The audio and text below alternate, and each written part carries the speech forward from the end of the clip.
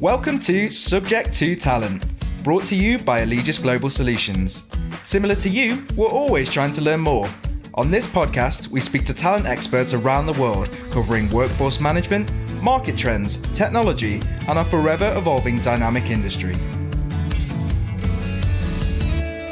Hello there, welcome back to Subject to Talent. My name is Frank Edge, and today we have our 6-month anniversary episode. Thank you for all your support these past 6 months, and we hope that you're enjoying our episodes so far.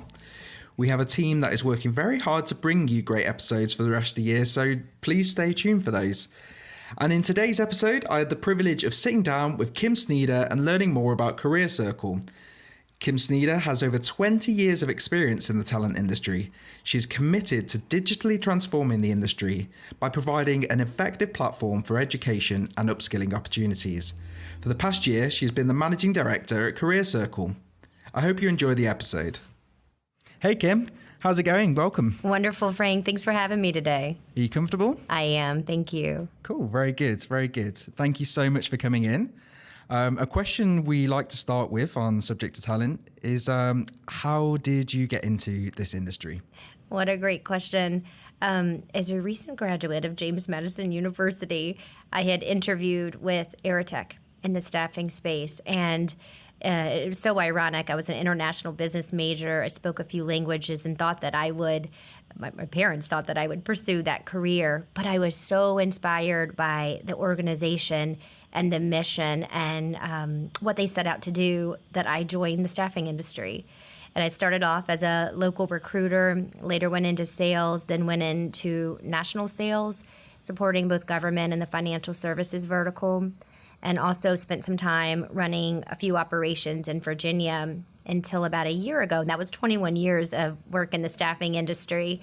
And then about a year ago, I came over to CareerCircle to launch our first digital platform for Allegis. And the whole idea was, how can we start to build new talent pipelines and really start to address the concern of the talent shortage? Okay, sweet. And you're from CareerCircle. And for our listeners that don't know, can you give us a high-level overview of what CareerCircle is? Certainly.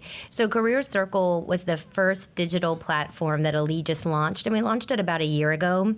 And the whole concept was, how do we build this digital marketplace, a platform, a community, where individuals could come to and gain access to the training or curriculum they needed to start to prepare for the jobs they wanted. At the end of the day, it's about building new talent pipelines so we can still meet a client's needs by getting them the people they need, and also meet our community's needs. You know, there's so many people out there that are looking for an opportunity. They're being told that they aren't qualified, and we're trying to find that bridge to make sure they have the opportunity as well. Okay, that's wonderful. And can you give us an example of why this business model is so important? Absolutely. You know, oftentimes we see these rising unemployment rates and we think, okay, well, the talent shortage doesn't exist anymore. But here's the reality. It's the skills gap that is still prevalent. So as an organization, you might need certain individuals that have a specific skill, and it's still as difficult 3 months, 6 months, 9 months to find that person. And then think about all of these, 10 million plus Americans that are out of work right now. Do we want to end the conversation with you aren't qualified and not provide a bridge? No, see, that's why we need to think about, how do we take these individuals that are currently displaced, give them the skills that they need to start to solve these complex problems for clients. I often say, if we're thoughtful about this, we can truly impact our communities and our customers' bottom line at the same time. You know, COVID really brought out, highlighted, if you will, why we built CareerCircle in ways that were unexpected. But think about this. All of these Americans were displaced. At the same time, all of these new roles were being created, roles that didn't exist. Think about a contact tracer. Essentially someone with maybe a customer service background that has some technical training. But that role did not exist until this year. So what we did was partnered with Google. We have them train candidates on the Google IT certificate. And let's say someone has a customer service background but doesn't have a lot of practical knowledge in IT. this is a great opportunity for them to gain some experience, but also to serve our country in a way that is so needed right now. So again, I think it goes back to talent shortage meaning something different. It really is about the skills gap and getting people trained for the skills that companies so desperately need right now. And I bet it's a real busy time now because there's a lot of stuff going on. And like you said, there's opportunities to, for new positions. There's a lot of learning that can happen, right? It is. And I see it across multiple industries and multiple verticals. So, when I thought about the impact of the pandemic, we quickly started looking at what jobs were being introduced in the market and then cross-referencing against what jobs are being displaced. And then what skills, what they need, what curriculum, what coursework. So, originally when we built CareerCircle, one of the statistics that just was in my brain all the time was the $450 billion in unrealized revenue that was expected by 2030. And again, it wasn't always, we would hear the word talent shortage, but it's not always because of unemployment. Often it's that skills gap. And so that's what we're trying to measure. In some ways, will that statistic be true? I'm sure a part of it still will be. But how do we prepare people for the jobs that are available versus having those unemployment rates continue to rise? Amazing, thank you. And this crisis, this pending skills gap, what are the risks if we don't figure it out? I think the risks are tremendous. Again, as we talk about that unrealized revenue, think about the impact of that. $112 billion, $450 by 2030. Think about the domino effect of the impact of that. And then also think about the fact that, again, we have these individuals that are looking for opportunities. If we don't start to find a way where we're giving them the tools, how many times are we going to tell them that you aren't qualified and leave them in that place? There has to be a way. To me, I say, for 21 years, I jumped out of bed with all the passion in the world because I believed that we could solve complex problems for companies. And I believe that started with the people. But when you have to tell someone time and time again, you're not qualified and you leave it there, that's not so inspiring. So I think it's important that we start to solve it so that we do get that, the clients can have that full realization of revenue. And then I think that we start to do meaningful work in our community. Think about the impact of impacting someone's life and impacting a client's bottom line at the same time. And that's inspiring. I can get out of bed for that. That is inspiring. I like it. And with such a high pace of change in the world these days, keeping up with the latest and making sure that you're educated is really important. So what are ways that someone can help balance education and experience to get their dream job? Yeah, one thing that I've learned coming into this, I've been humbled by the understanding that the education sector is twice as large as staffing, which, coming from those 21 years, I thought staffing was massive. The reality is there are a lot of choices. And so I think you have to understand, number one, commit to the fact that this is about lifelong learning. It's not going to be that you gain a skill and you're set for life. With the pace of technology change, you're going to constantly have to be upgrading your skills. And I think having a trusted partner where you start to understand, what do I need in this situation? Is it a hybrid model? Is it a boot camp? Is it self-paced? I think understanding the options that are out there and then the skills that you need to acquire and then finding that trusted partner to help make some suggestions. I liked how you said it's a lifelong thing, Mm-hmm. like learning. It's very important.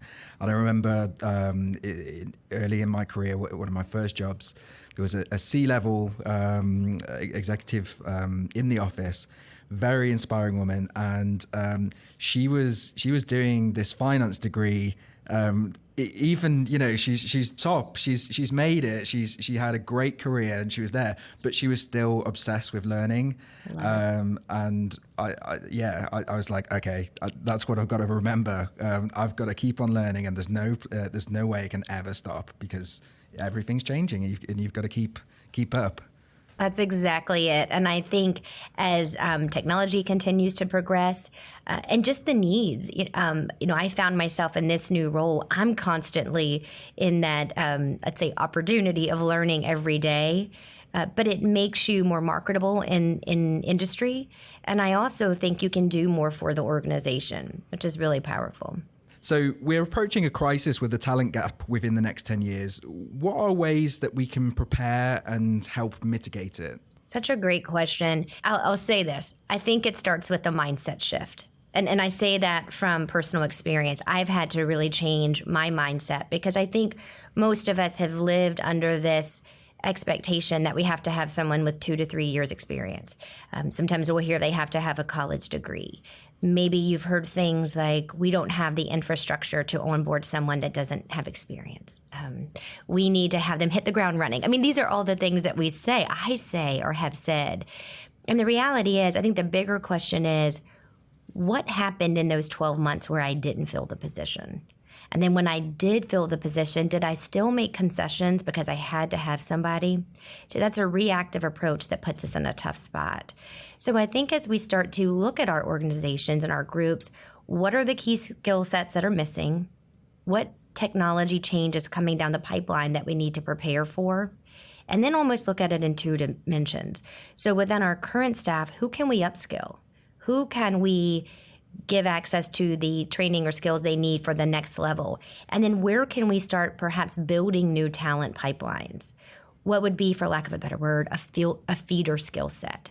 If you're looking to hire a trainer, could you find a teacher that's looking to make a career change and then give them access to the training? But I think if we're proactive around our individual group, what we need, and then how do we start to find the people in community, get them access to training. And then the last piece is the onboarding. It is true that a lot of teams don't have the infrastructure maybe to onboard.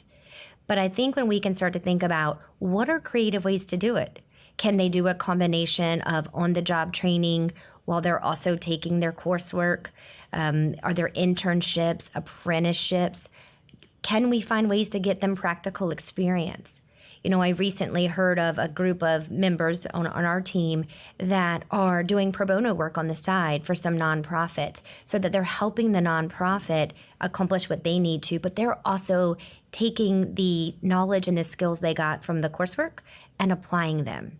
So I think we just have to keep our minds open to say, what are the possibilities versus what are the restrictions?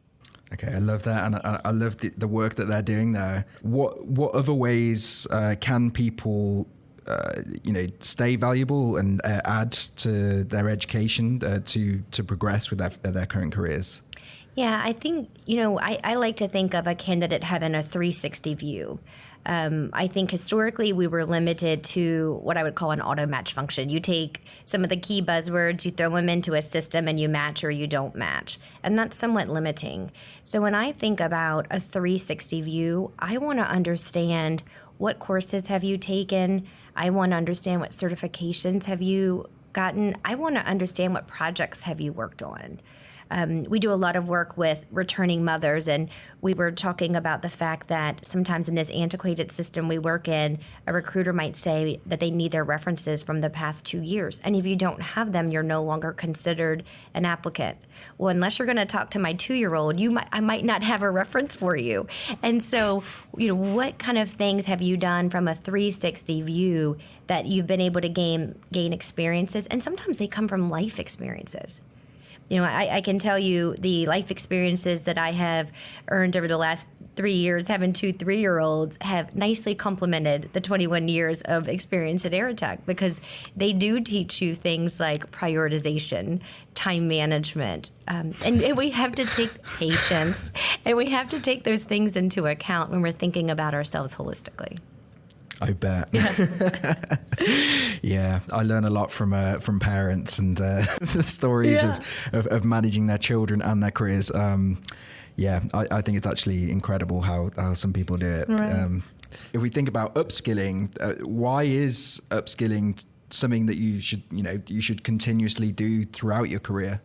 And the reality is the pace of technology change is constant and it's continuous and it's always evolving. I can't necessarily tell you what skills are going to be in demand in the next 2 to 3 years because we don't even know.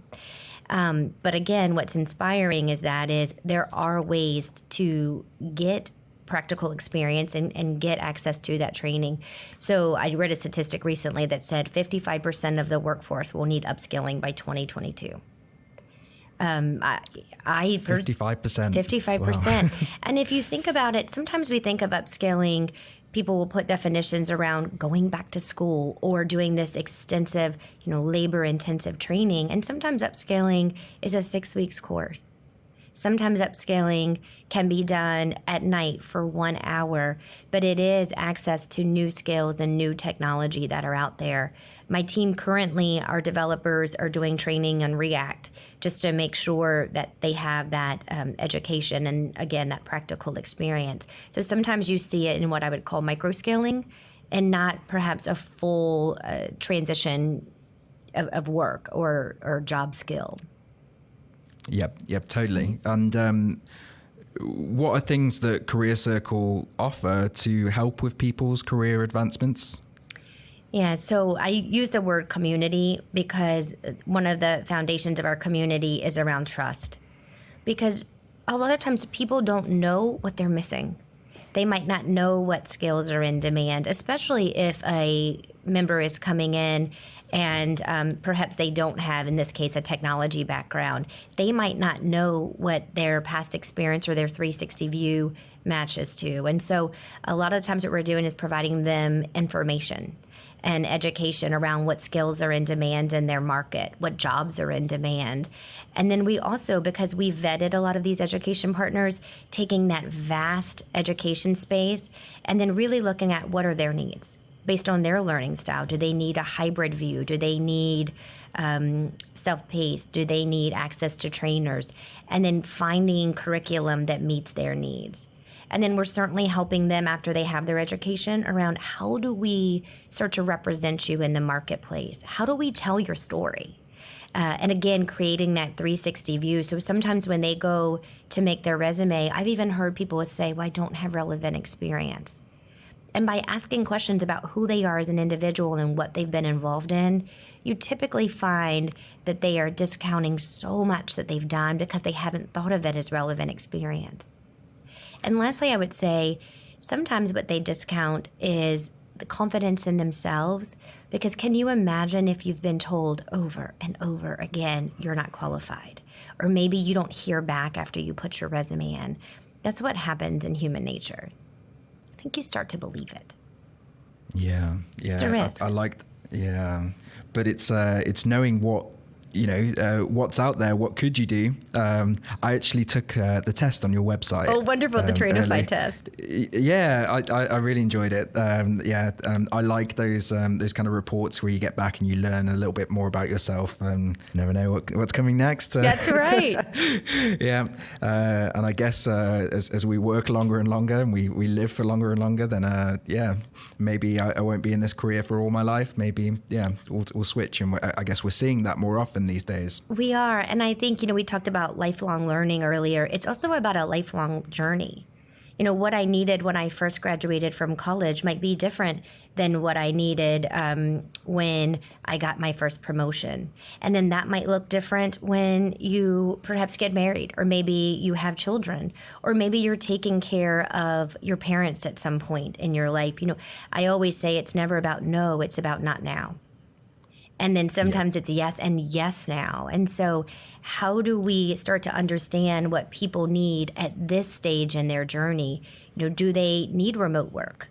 Or do they want to be in the office every day? Do they want to travel? Do they not? It's really understanding the person, because if we understand the person and we understand what the organization needs, when you start to match those up in a meaningful way, productivity's through the roof. Yes, yeah. And I want to talk about technology. So as technology continues to influence almost everything we do in our lives, how do you think it will impact our career search as time goes on? Yeah, so I think technology from the candidate side adds a significant value. I think through technology, they can start to understand what skills are in demand, real time in their markets, and that information's available. They can also understand what curriculum is available to them.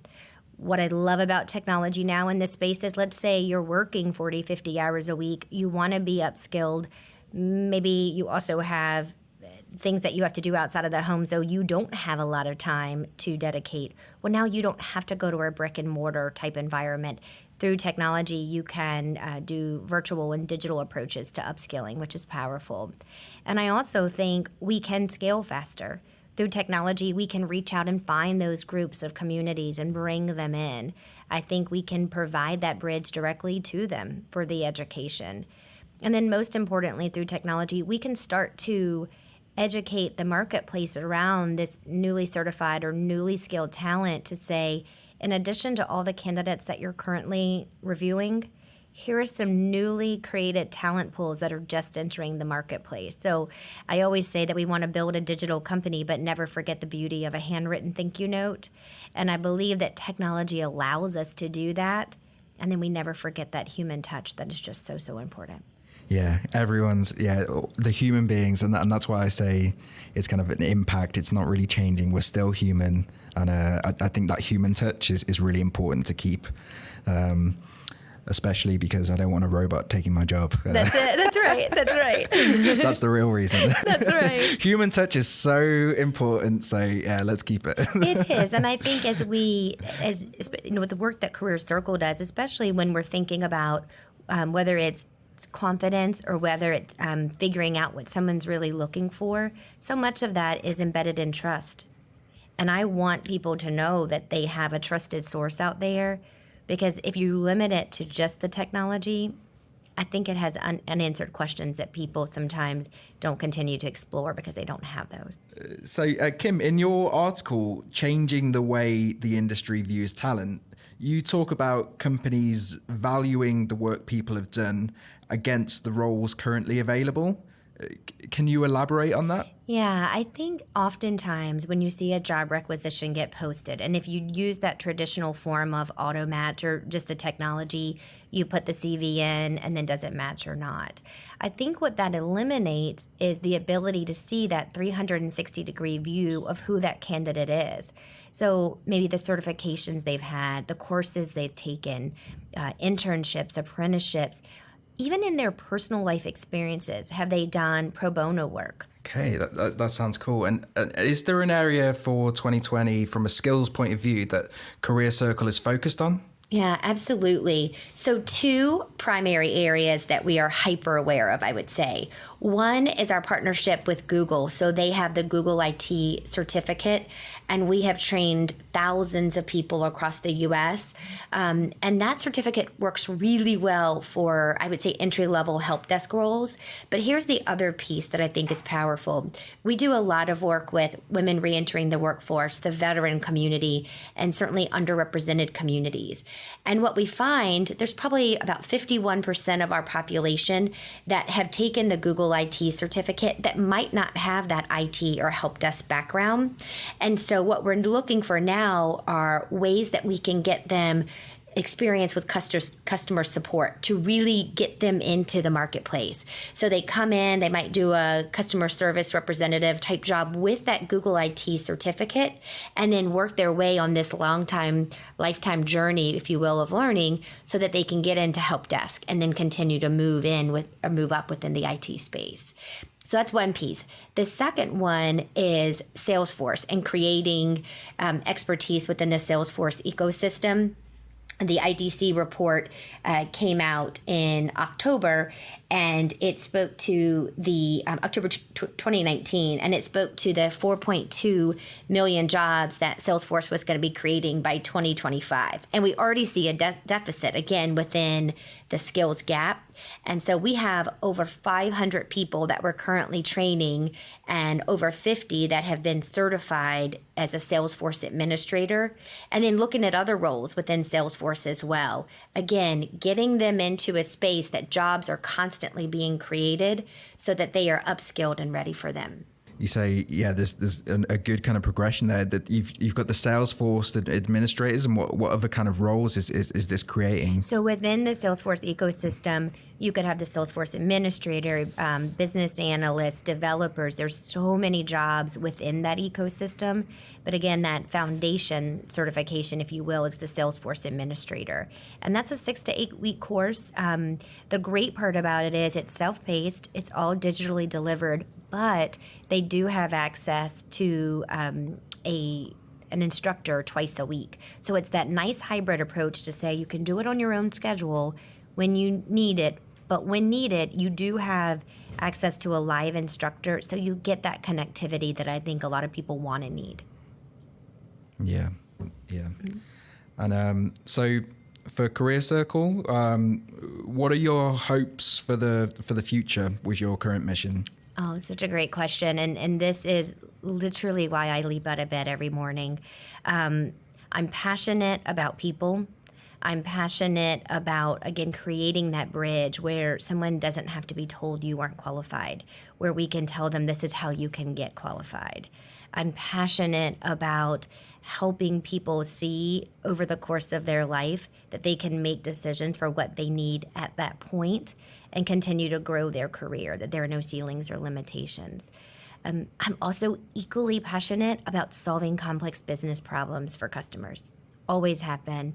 And I believe that the root of a lot of our crisis, if you will, is embedded in people and not having enough. And so reaching out and understanding from clients, what are the skill sets that are most in demand? Where do we need to build talent pipelines? I think you start to marry those two things, supporting people and supporting clients with building those talent pipelines. I think we can mitigate risk against some of that crisis that's predicted. Okay, that sounds fantastic.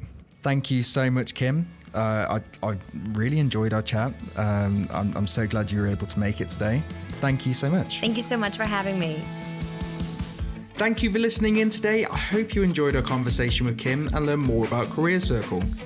If you'd like to check CareerCircle out, you can go to their website at careercircle.com. And if you'd like to learn more about AGS, please head to our website at allegis-global-solutions.com. If you have any questions for Kim, feel free to tweet us at Allegis Global, the hashtag #SubjectToTalent. Also, if you have any suggestions for topics that you would like us to cover, you can email us at subjecttotalent@allegis-global-solutions.com. And if you enjoyed our podcast today, please share us with all your colleagues, subscribe, rate us, and leave a review. Thanks again for a great 6 months. Until next time, cheers.